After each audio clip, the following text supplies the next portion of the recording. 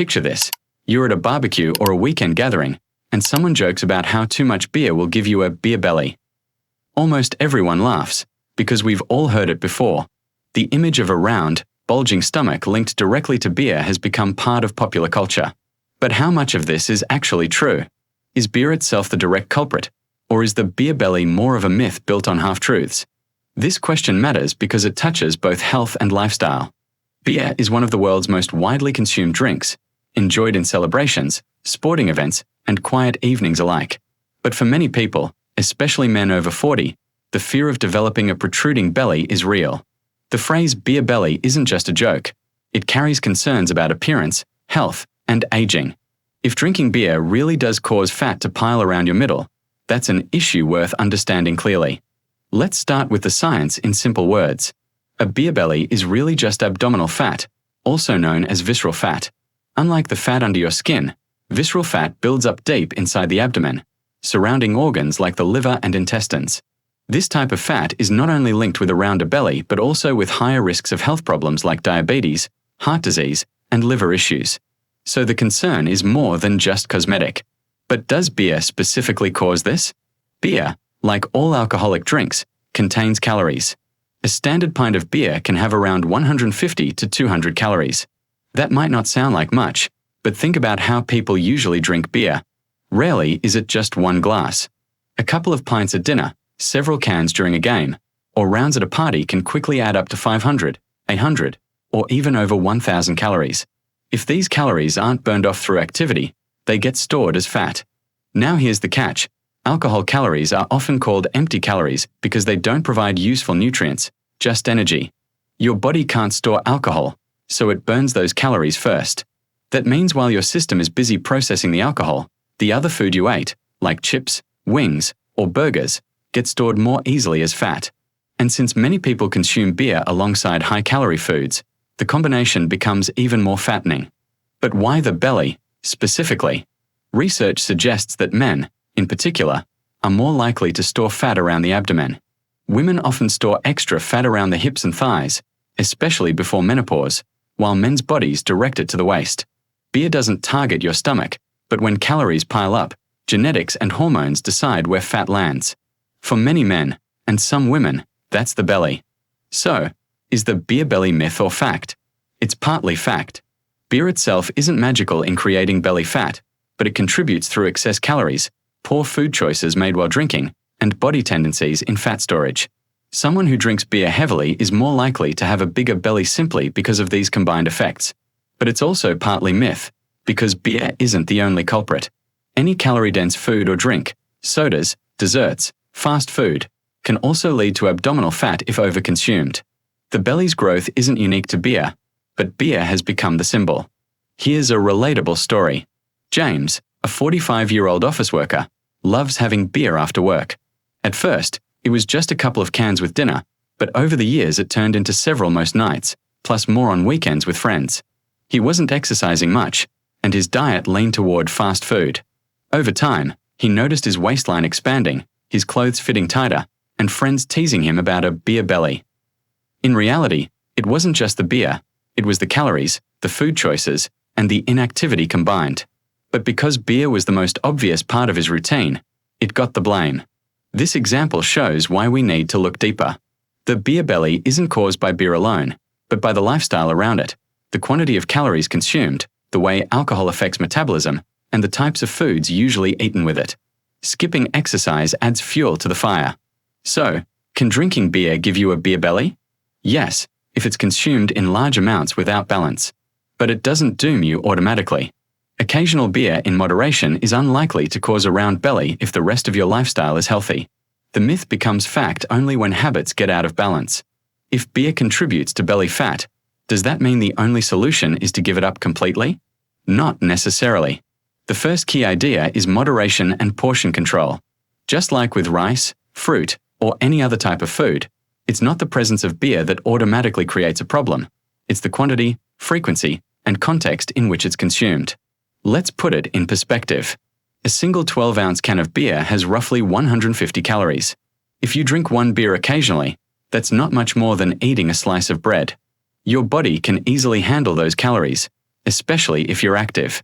But if you drink 3 or 4 beers in an evening, that's 450 to 600 calories, before you even count the wings, fries, or pizza slices that often accompany it. Repeat that pattern a few times a week, and you're effectively adding the caloric equivalent of several full meals on top of your regular diet. That's where trouble starts. Moderation doesn't mean giving up beer. It means knowing your limits. Health experts often suggest that men stick to no more than 2 drinks a day, and women no more than 1. But even within those guidelines, balance matters. Having 2 beers every single evening is different from enjoying a couple on the weekend and keeping the rest of your week alcohol-free. The overall pattern determines whether your waistline expands or stays stable. Here's a helpful trick. Think of beer like dessert. You wouldn't eat cake every night without expecting it to affect your body, but enjoying a slice on special occasions doesn't cause long-term harm. In the same way, treating beer as an occasional indulgence rather than a daily staple reduces its impact. If you enjoy it mindfully and keep portions moderate, you can still savor the flavor without carrying it on your belly. It's also important to recognize the mindless drinking trap. At parties, barbecues, or watching a sports game, people often drink without keeping track. 1 beer turns into 3 or 4 before they even realize it. This is where portion control becomes essential. A simple strategy is to pace yourself, alternate a beer with a glass of water, or switch to a lower-calorie drink after your first.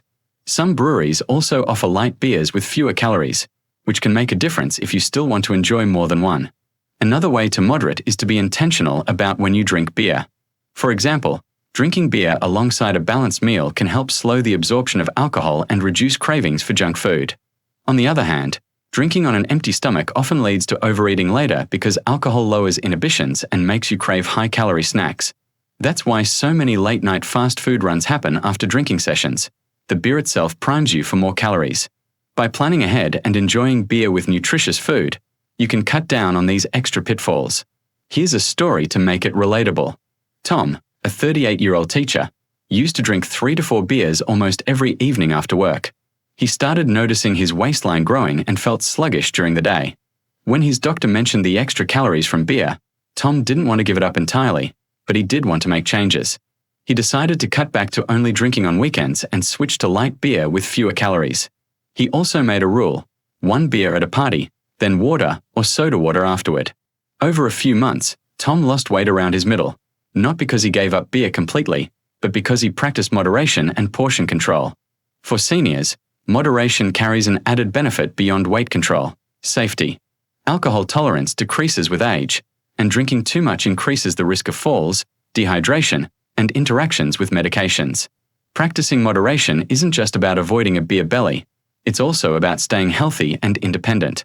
And here's the hopeful part: moderation doesn't mean deprivation. In fact, many people report that cutting back actually makes them enjoy beer more. Instead of mindlessly sipping, they savor the flavor and experience. Beer becomes a treat rather than a habit, and it fits more comfortably into a healthy lifestyle. So, the first key solution is clear: portion control and moderation. Drinking beer in small amounts, less frequently, and with awareness can allow you to enjoy it without automatically developing a beer belly. If moderation is the first line of defense against the so-called beer belly, then lifestyle is the second. Even if you occasionally overindulge, what you do with your body every day plays a huge role in whether those extra calories end up stored around your waist or burned off as energy. In simple terms, beer doesn't have to stick if your lifestyle gives those calories somewhere else to go.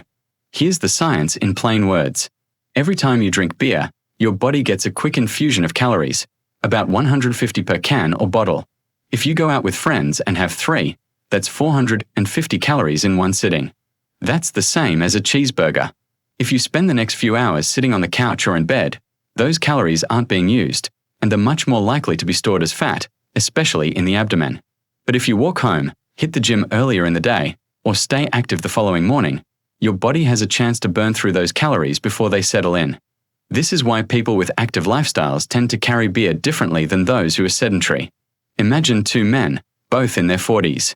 Steve drinks beer a few times a week but also jogs 3 mornings and plays soccer on weekends. His waistline stays relatively slim. Meanwhile, Dan also drinks the same amount of beer but spends most of his day sitting at a desk and evenings in front of the TV. Dan notices his belly slowly expanding over the years. Same beer, different outcomes. because Steve's lifestyle uses the calories, while Dan's lets them build up. It's not just about formal exercise like running or lifting weights, either. Everyday activity matters. Walking the dog, gardening, biking to work, dancing, or even doing chores burns calories and keeps metabolism strong. The more active you are, the less likely beer calories will pile up in your midsection. Studies show that people who engage in regular physical activity not only maintain healthier weights but also carry less visceral fat, the dangerous kind linked with the beer belly. There's also an interesting connection between alcohol and appetite. Beer tends to lower inhibitions and increase cravings for salty, fatty foods like chips, wings, or fried snacks. That's why so many people find themselves overeating after drinking. But here's the thing. Physical activity can act as a counterbalance. People who exercise regularly often have more discipline with food and are better at managing cravings. It's not just about burning calories. It's also about shaping healthier habits that prevent overeating in the first place. Another factor is metabolism. Regular exercise boosts your resting metabolic rate, the number of calories your body burns even when you're not moving. If you're fit and active, your body naturally burns more throughout the day. That means when you do have a beer or two, your system is primed to process those calories efficiently. On the other hand, if you're sedentary, your metabolism slows down, and extra calories are stored more easily, usually around the belly. For seniors, this point is especially crucial. As we age, metabolism naturally slows, and muscle mass decreases unless we actively work to maintain it. That's why staying active becomes even more important. If a 65-year-old enjoys a nightly beer but also takes daily walks, does light strength training, or engages in hobbies like swimming or dancing, the risk of a growing belly is much lower than for someone who's sedentary. Beer becomes part of life without dominating it. Here's a story to illustrate. Carol, a 58-year-old nurse, enjoyed a glass of beer with her husband a few nights a week. In her early 50s, she noticed her waistline starting to grow, and she blamed the beer. But when she looked closer, she realized she had stopped exercising regularly. She decided to take up brisk walking every morning and joined a local yoga class. After a few months, not only did her belly shrink, but her energy levels improved. She didn't cut out beer completely. She simply paired it with a more active lifestyle. The hopeful takeaway is this: beer itself doesn't seal your fate. You can enjoy it and still maintain a healthy body if you keep moving. Even small amounts of activity make a difference. 10 minutes of walking after dinner, choosing stairs over elevators, or doing light stretching in the morning can all help balance things out. Over time, these habits build resilience against abdominal fat, regardless of whether beer is in the picture. So far, we've learned that moderation and lifestyle can protect you from the dreaded beer belly. But there's still one more piece to the puzzle: overall diet quality and mindset. We've looked at how moderation and an active lifestyle can protect you from the dreaded beer belly. Now let's bring everything together with the third key idea: overall diet quality and mindset.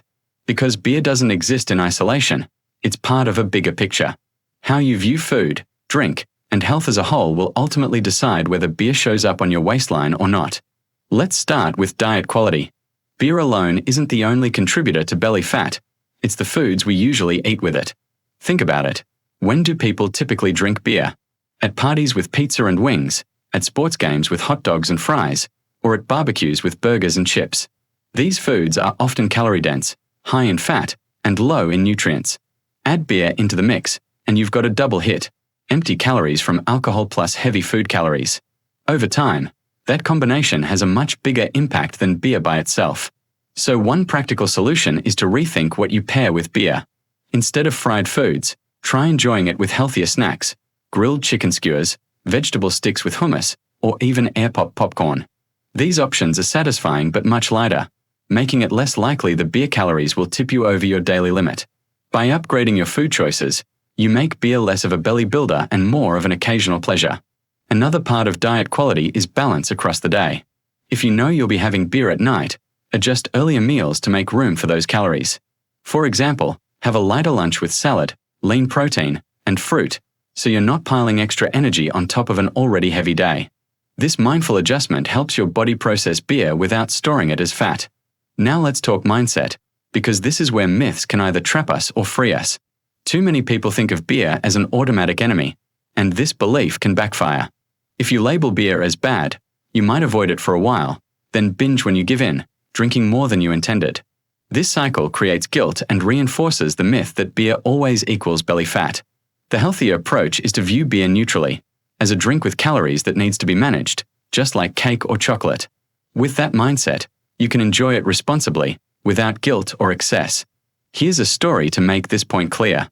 Alex, a 42-year-old software engineer, used to think beer was his biggest enemy. He cut it out completely for months, but every time he went out with friends, he ended up drinking heavily and eating late-night fast food. His belly didn't shrink. If anything, it grew. Eventually, he changed his mindset. Instead of fearing beer, he decided to fit it into his lifestyle. He limited himself to 1 or 2 beers per week, paired them with healthier meals, and stayed consistent with exercise. Within a year, his waistline slimmed, his energy improved, and he no longer carried guilt about enjoying a drink with friends. For seniors, mindset matters even more. At this stage of life, health and independence are top priorities. Beer in moderation can still be part of social enjoyment, but stressing about it unnecessarily can steal joy. By focusing on overall balance, eating plenty of fruits, vegetables, lean proteins, and whole grains, seniors can enjoy beer without fearing it will automatically show up as belly fat. The mindset of moderation and self-care ensures that food and drink remain pleasures, not problems. And here's the inspiring conclusion. The beer belly is more myth than fact when taken literally. Beer doesn't magically create fat in your stomach. The truth is more nuanced. It's the extra calories, the foods paired with beer, and the lack of balance in lifestyle that lead to abdominal fat. Beer simply gets the blame because it's an easy symbol. But once you understand the real factors, you gain freedom. You can enjoy beer thoughtfully, without guilt, and without resigning yourself to a rounder belly. So, myth or fact? Can drinking beer give you a beer belly? The answer is, it can, but only if you let it. Beer contributes to belly fat when consumed in excess, without moderation, without activity, and without balance in the diet.